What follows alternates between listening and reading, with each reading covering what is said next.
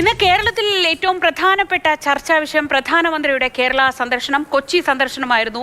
ആ പ്രധാനമന്ത്രിയുടെ ദേശീയപാത ഉദ്ഘാടന ചടങ്ങിൽ നിന്ന് ഒഴിവാക്കിയതിന് പിന്നാലെ സമാന്തര ഉദ്ഘാടനം നടത്തി സംസ്ഥാന സർക്കാർ.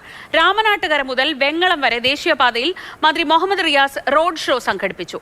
ഉദ്ഘാടന വേദിയിൽ നിന്ന് ഒഴിവാക്കിയത് കേരളത്തെ അപമാനിക്കുന്നതാണെന്ന് മന്ത്രി PA മുഹമ്മദ് റിയാസ് മാതൃഭൂമി ന്യൂസിനോട് പ്രതികരിച്ചു.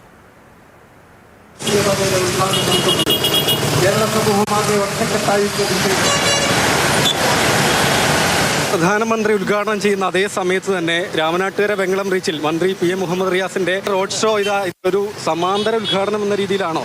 സമാന്തര ഉദ്ഘാടനമൊന്നല്ല.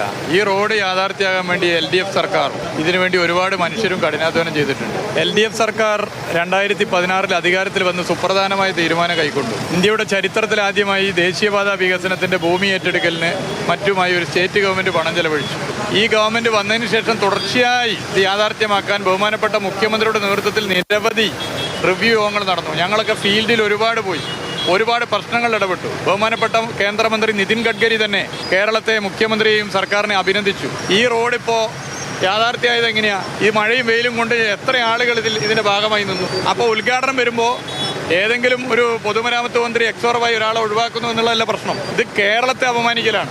കേരളം ജനാധിപത്യപരമായി തെരഞ്ഞെടുത്ത സർക്കാർ ഫണ്ടും ചെലവഴിക്കുക ചെയ്ത ദേശീയപാത പ്രധാനപ്പെട്ട ഒരു പദ്ധതിയിൽ നിന്നും ഉദ്ഘാടനത്തിൽ നിന്ന് ഒഴിവാക്കുന്നു.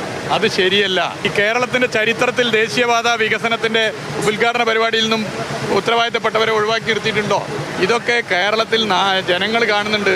ജനാധിപത്യ നിഷേധം, കേരളത്തെ അപമാനിച്ച കേന്ദ്ര സർക്കാരിൻ്റെയും BJP നേതൃത്വത്തിൻ്റെയും തെറ്റായ നിലപാടിൽ ഉള്ള ഒരു പ്രതിഷേധം കൂടിയാണിത്. ഒരു പ്രതീകാത്മകമായ പ്രതിഷേധം കൂടിയാണ്. LDF കേരളത്തിൽ അധികാരത്തിൽ വന്നിട്ടില്ലായിരുന്നെങ്കിൽ ഈ റോഡ് ഉണ്ടാകില്ല, ദേശീയപാത ഉണ്ടാകില്ല. ഫണ്ട് ചെലവഴിച്ചു, ഇതെല്ലാവർക്കും അറിയുന്നതാണ്. അപ്പം അതൊന്നും ഇല്ലാതാക്കാൻ ആര് ശ്രമിച്ചിട്ടും കാര്യമില്ല. ജനാധിപത്യത്തിൽ ചില മര്യാദകളുണ്ട്, ആ മര്യാദ പാലിക്കണം എന്നുള്ളതാണ്. ഓക്കെ.